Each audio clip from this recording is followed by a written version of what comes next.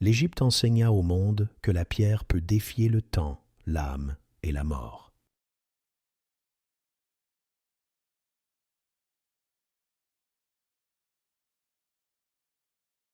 Après les cités de Mésopotamie, notre Odyssée s'arrête devant un miracle. Une civilisation née du limon noir d'un fleuve capricieux. Duorinthe nous révèle l'énigme égyptienne. Comment ce peuple transforma un désert en berceau d'éternité?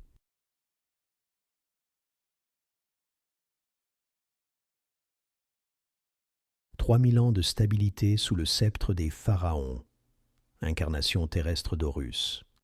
Duorinthe souligne leur génie. Ils inventèrent le premier État centralisé, où chaque paysan labourait sous l'œil du dieu roi. Un équilibre parfait. Le Nil irriguait les champs, le pharaon irriguait l'ordre cosmique.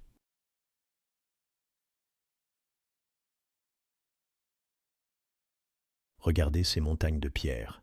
À Gizeh, 2,5 millions de blocs taillés au cordeau, précision millimétrique. Pourquoi? C'était une machine à ressusciter, écrit Duorinthe. L'âme du roi escalait leur face pour rejoindre la barque solaire. Derrière ces chefs-d'œuvre, des ouvriers payés en bière et oignons, non des esclaves, preuve d'un contrat social sacré.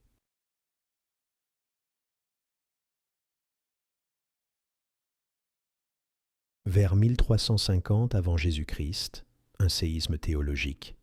Akhenaton abolit 2000 dieux pour un seul, Aton, le disque solaire. Première religion monothéiste? Peut-être. Il créa l'art amarnien, pharaon aux hanches féminines, baisant ses enfants sous la lumière divine. Un réalisme révolutionnaire. Mais à sa mort, les prêtres d'Amon effacèrent son rêve, preuve que même un dieu roi ne défie pas la tradition.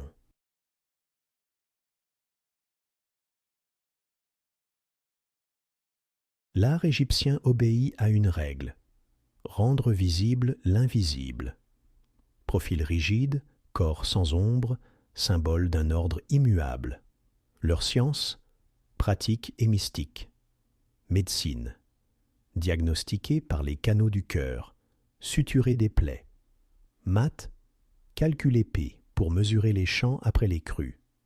Astronomie, aligner les temples sur Sirius, annonciatrice des inondations. Il cherchait moins à comprendre qu'à maîtriser, note Duorinthe. Savoir égale survie. L'homme peut vaincre la mort par la pierre et la morale, écrit Duorinthe.